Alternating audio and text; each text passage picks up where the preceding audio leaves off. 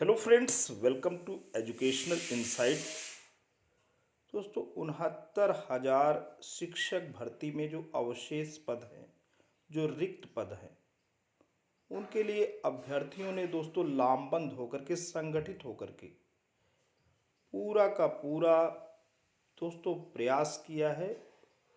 और सरकार का भी दृष्टिकोण विधायक रहा है, सकारात्मक रहा है। सरकार भी इस भर्ती को एक अंतिम मुकाम पे ले जाना चाहती है। सरकार का की जो भूमिका है वो सकारात्मक और प्रशंसनीय है, क्योंकि गवर्नमेंट की ये इच्छा है कि ये टेट और सुपर टेट के बाद जो भी कैंडिडेट 69,000 शिक्षक भर्ती में, यानी 69,000 जो शिक्षक पद हैं, जो सहायक शिक्षक के पद हैं, परिषदीय प्राथमिक विद्यालयों के पूरी तरीके से भर जाएं। एक पद भी 69,000 सहायक शिक्षक के दोस्तों खाली न रहे। अब काउंसलिंग की प्रोसेस 2 चरणों में सरकार ने कराया। पूरा का पूरा एक सिस्टम, एक सक्रिय रचनात्मक मंच दिया और पूरी बेसब्री के साथ इंतजार करते रहे कि ऐसे कैंडिडेट आएं और अपने नियुक्ति पत्र को लेके जाएं। तो पूरा का पूरा दोस्तों तिथि विस्तारित की गई, समय समय पे तिथि विस्तारित की गई, पूरा का पूरा उन्हें समय दिया गया।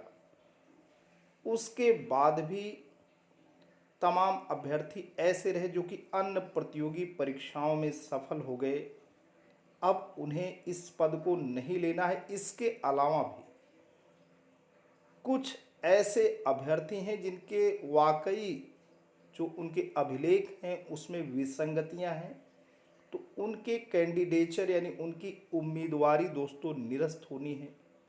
अब इन्हें आपस में जोड़ करके जो भी सहायक शिक्षक के पद है, सरकार की पुरजोर कोशिश है, क्योंकि अगर सरकार की मंशा अभ्यर्थियों के फेवर में ना होती तो सरकार यानी हमारे उत्तर प्रदेश सरकार में बेसिक शिक्षा राज्य मंत्री स्वतंत्र प्रभार डॉक्टर सतीश चंद्र द्विवेदी जी को श्रेय जाता है। माननीय मुख्यमंत्री श्री योगी आदित्यनाथ को श्रेय जाता है, जिन्होंने जो अभ्यर्थी हैं उनकी वेदना को महसूस किया, उनके भावनाओं को एक प्रकार से अंदर महसूस किया। और उसके बाद ये जो 69,000 सहायक शिक्षक के खाली पद हैं उनको दोस्तों पूरी तरीके से अंतिम रूप देना चाहते हैं। अब भले ही उत्तर प्रदेश में अभी अप्रैल में पंचायत के चुनाव का उद्घोष हो चुका है, पंचायत के चुनाव भी होने हैं, लेकिन गवर्नमेंट की प्रोसीडिंग्स पे पूरी तरीके से कंप्लीटली दोस्तों ब्रेक नहीं लगना है, पूरी तरीके से मशीनरी को ठप नहीं होना है। अब एक अलग बात हो सकती है कि 69,000 सहायक शिक्षक के पदों पे जो काउंसलिंग की प्रोसेस है वो चुनाव अधिसूचना हटने के बाद मई में हो सकती है, लेकिन जो गाड़ी है उसकी आप मान के चलिए उसकी रफ्तार मंथर हो सकती है, मंद हो सकती है, लेकिन प्रक्रिया यानी सीटों को रिवील करना और कैंडिडेट का कहाँ सिलेक्शन हुआ है, पूरी तरीके से ये सब ऑफिशियल जो सिस्टम है वो दोस्तों चलने हैं। जनपद के यानी 75 जनपद के जो जिला बेसिक शिक्षा अधिकारी महोदय, उनसे सूचनाएं राज्य स्तर पे मुख्यालय पे दोस्तों पहुंच रही हैं और वहां के बाद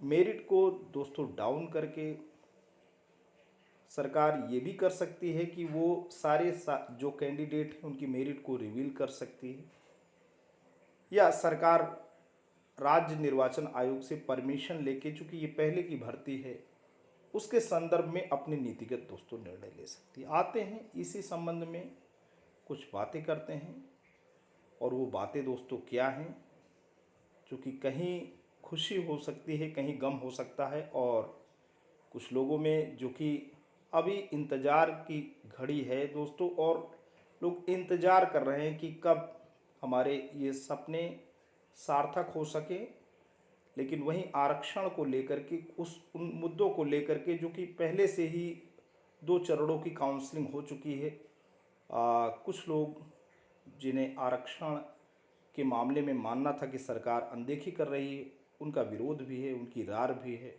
तो आते हैं दोस्तों, देखते हैं कि बात क्या है पूरी की पूरी। 69,000 शिक्षक भर्ती की तीसरी काउंसलिंग से उम्मीद लगाए अभ्यर्थियों का इंतजार 1.25 महीने और बढ़ गया है। जी हाँ दोस्तों, ये इंतजार 1.25 महीने राज्य निर्वाचन आयोग के अधीन है। चूँकि यहाँ पे इलेक्शन होने हैं तो सरकार किसी भी मामले में इस भर्ती में कोई जोखिम नहीं लेना चाहेगी और सरकार साफ तरीके से, फेयर तरीके से इस भर्ती में कैंडिडेट को विद्यालय का आवंटन की, ये पूरी प्रक्रिया पारदर्शी रही है। तो अब सरकार हो सकता है कि मई में अधिसूचना खत्म होने के बाद कैंडिडेट 1 मंथ दोस्तों वेट कर सकते हैं। पंचायत चुनाव की अधिसूचना जारी होने के कारण तीसरी काउंसलिंग 2 मई से पहले होना मुमकिन नहीं दिख रहा है, ऐसा कयास लगाया जा रहा है। जबकि असंभव कुछ भी नहीं है। गवर्नमेंट अगर यहाँ पे राज्य निर्वाचन आयोग परमिशन ग्रांट कर देता है तो वो कर भी सकती है, लेकिन ऐसे कयास लगाए जा रहे हैं कि 2 मई से पहले मुमकिन नहीं दिख रहा है। वहीं देखिए कि परिषदीय प्राथमिक स्कूलों में 69,000 शिक्षक भर्ती के तहत 2 चरणों की काउंसलिंग के बाद खाली सहायक अध्यापकों के 5,764 पदों को लेकर रार बढ़ गई है। बेसिक शिक्षा मंत्री सतीश चंद्र द्विवेदी जी ने पिछले दिनों रिक्त पदों पर तीसरी काउंसलिंग कराने की घोषणा की है, जिससे भर्ती में आरक्षण की अनदेखी का दावा करने वाले अभ्यर्थियों में नाराजगी। कुछ अभ्यर्थी शुरू से ही इस बात को लेकर के संवेदनशील रहे और इस बात को लेकर के वो मांग करते रहे कि आरक्षण के नियमों की दोस्तों अनदेखी की गई है। आरक्षण तथा एमआरसी लीगल टीम के मीडिया प्रभारी राजेश चौधरी का कहना है कि 17 मार्च की सुनवाई में लखनऊ हाईकोर्ट ने 12 अप्रैल से पहले 27% आरक्षण के साथ ओबीसी वर्ग के चयनित अभ्यर्थियों की सूची तथा 21% आरक्षण के साथ चयनित एससी वर्ग के अभ्यर्थियों की सूची उपलब्ध कराने के आदेश सरकार को दिए थे। साथ ही अनारक्षित वर्ग यानी अनरिजर्व कैटेगरी वर्ग के कट ऑफ 67.11 से ऊपर सभी कैटेगरी के लगभग 28,000 ओवरलैप अभ्यर्थियों की सूची भी तलब की है, लेकिन सरकार ने जवाब देने के बजाय तीसरी काउंसलिंग की घोषणा कर दी। अब ये सरकार दोस्तों क्यों नहीं जवाब दे रही है? क्योंकि ऑलरेडी 2 भर्तियां हो चुकी है, लोग नियुक्ति पत्र लेकर के विद्यालय को ज्वाइन कर चुके हैं। सरकार का भी अगर ग्राउंड है तो कोई ना कोई तर्क संगत आधार है। यद्यपि सरकार कब कैसे किस चीज़ का जवाब देगी, कोर्ट जो हमारी माननीय कोर्ट है उसके सम्मान में सरकार जवाब तो सरकार दोस्तों देगी ही। और जब उसे ऐसा लगेगा कि अब अपने लीगल टीम के माध्यम से माननीय जो हमारी हाई कोर्ट है उसको जवाब देने हैं तो सरकार जवाब भी दोस्तों देगी। हालांकि इससे प्रतीक्षा सूची वाले अभ्यर्थियों में खुशी दोस्तों स्वाभाविक है, क्योंकि वेटिंग लिस्ट में भी जो कैंडिडेट हैं, जो अभ्यर्थी हैं, उनको कैरियर का दोस्तों ये शेप होना है। क्योंकि अगर इस भर्ती में उन्हें दोस्तों पूरी की पूरी तरीके से उन्होंने फाइट कर रखा है और सीटें वैकेंट हैं, तो ऐसी स्थिति में अगर वो समायोजित हो जाते हैं तो बड़ी बात उनके लिए होगी।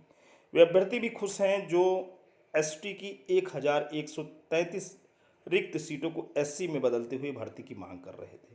तो दोनों जो वर्ग हैं उनके लिए खुशी की लहर है। और अब देखते हैं दोस्तों कि इस 1 माह में सरकार खास तौर पे तीसरी काउंसलिंग के लिए क्या सिस्टम बनाती है, किस रूप में सारी की सारी इन्फॉर्मेशन को ऑर्गेनाइज करके रिवील करती है। खैर जो भी होगा अच्छा होगा, सकारात्मक होगा, आशावादी होगा, ऐसी हमारी शुभकामनाएं सारे अभ्यर्थियों के साथ है। और सरकार को दोस्तों अगर करना है और सरकार ने पूरे से मन बना रखे हैं तो आपकी भर्ती सही दिशा में दोस्तों जा रही है और आपको ज़रूर लक्ष्य की प्राप्ति होगी। दोस्तों आज के लिए इतना ही। ये वीडियो, ये इन्फॉर्मेशन आपको कैसा लगा? तो आपको अच्छा लगा हो तो आप इसे लाइक करना, चैनल पे कमेंट करना, इसे अपने जैसे दोस्तों के बीच में शेयर करना। लेकिन अगर आप एजुकेशनल इनसाइट नामक इस खूबसूरत यूट्यूब चैनल पर नए हैं, पहली बार विजिट कर रहे हैं, प्लीज़ उसे सब्सक्राइब करें। जब भी आप सब्सक्राइब का बटन प्रेस करते हैं बराबर से एक बेल आइकन आता है, उसे प्रेस करें और चैनल को सब्सक्राइब करें। Thanks for watching and listening. This is Ajay Prakash Dubey signing off.